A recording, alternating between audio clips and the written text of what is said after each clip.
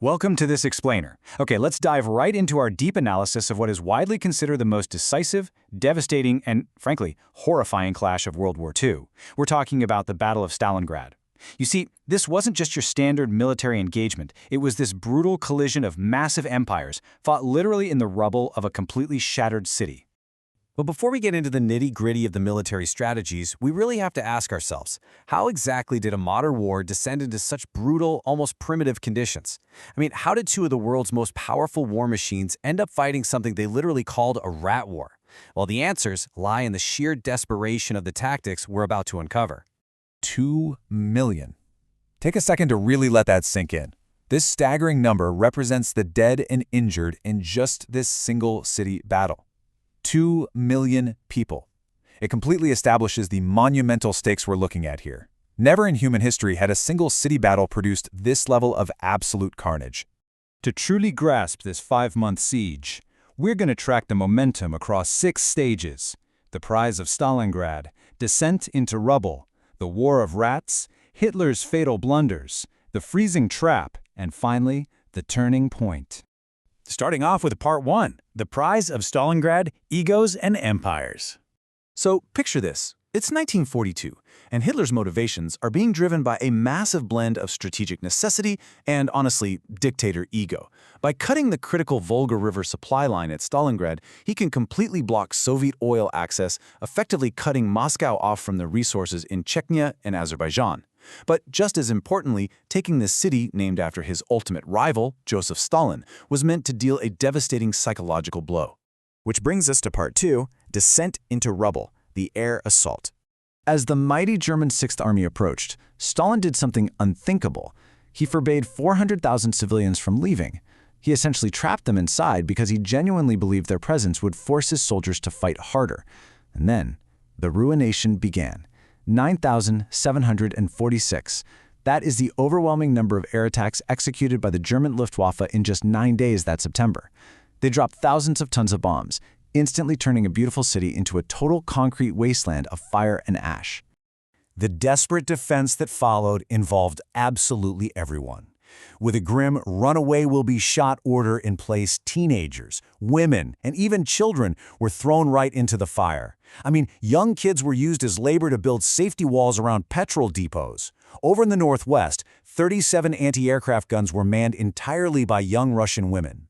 These brave women literally lowered their anti-aircraft guns to fire directly point-blank at advancing German tanks until their positions were completely overrun. Moving on to Part 3, the War of Rats, Close Quarters Combat. Outgunned and facing this constant daytime aerial bombardment, the Russians had to invent a gritty, desperate method just to survive. They called it hugging the Germans. By keeping their front lines right up against the enemy positions, literally as close as humanly possible, the Russians completely neutralized the German aircraft. The Luftwaffe simply couldn't bomb the Russians without blowing up their own infantry. This ingenious, albeit terrifying tactic dragged the pristine German army into a claustrophobic cat-and-mouse game through the city's sewers, basements, and trenches. So the combat entirely shifted from macro to micro. The Germans were looking for sweeping destruction from the sky, right? But the Russians forced them into intimate, brutal, room-to-room ambushes in the rubble. It got to the point where commanders were radioing for massive reinforcements just to secure a kitchen or a bedroom in a destroyed apartment block. The Germans grew so frustrated with this subterranean rubble-to-rubble fighting that they actually dubbed it the Rats' War. It was absolute chaos out there. Progress was being measured in meters, not miles. Get this, control of one single railway station changed hands 14 times in just 6 hours. No way, right? In another wild instance, just 50 Russians held off the entire German advance at a grain silo for 5 full days. Snipers hid out in the endless piles of concrete, like the legendary Vasily Zaitsev, who famously eliminated 225 German soldiers. It was just agonizingly slow, incredibly bloody resistance. Now for Part 4, Hitler's Fatal Blunders, a Premature Victory. By early November, the sheer weight of the German war machine had pushed forward, eventually controlling about 90% of the city. But, this apparent success led to catastrophic arrogance. On November 8th, Hitler was actually celebrating a false victory in Munich, literally broadcasting propaganda that the city was his. He had no idea that right across the Volga, a massive million-man counteroffensive, dubbed Operation Uranus, was quietly gathering in the winter shadows, ready to strike just days later. Hitler's ego had completely blinded him, which led to two absolutely massive blunders.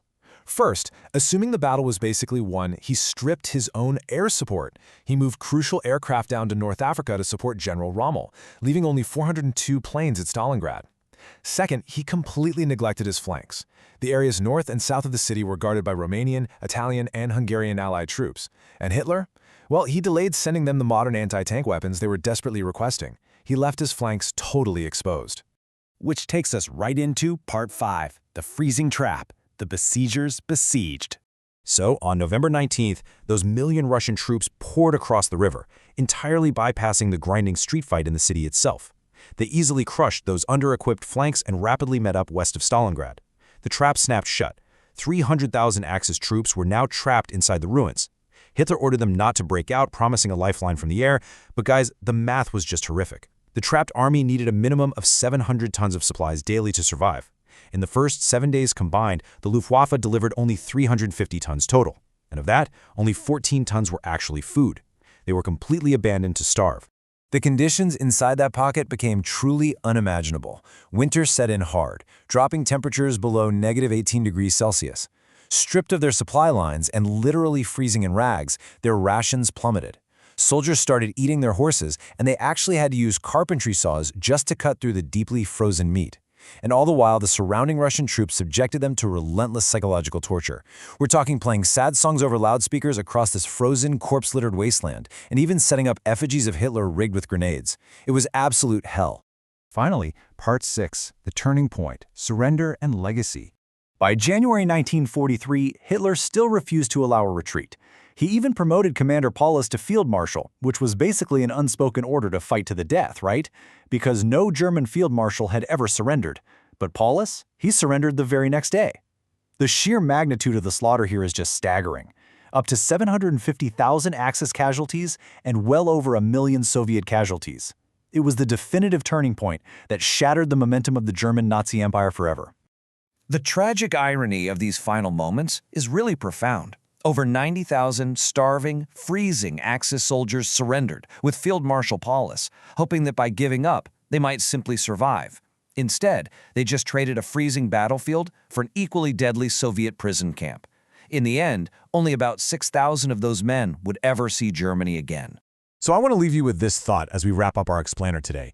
How does a supposedly unstoppable war machine ever recover when its absolute greatest weapon, its aura of invincibility, its ability to instill absolute fear, has been completely stripped away in the frozen rubble? Stalingrad proved once and for all that the Nazi forces could be defeated, and it completely changed the entire trajectory of the Second World War. Thank you so much for joining me, and as always, keep questioning the history that shaped our world.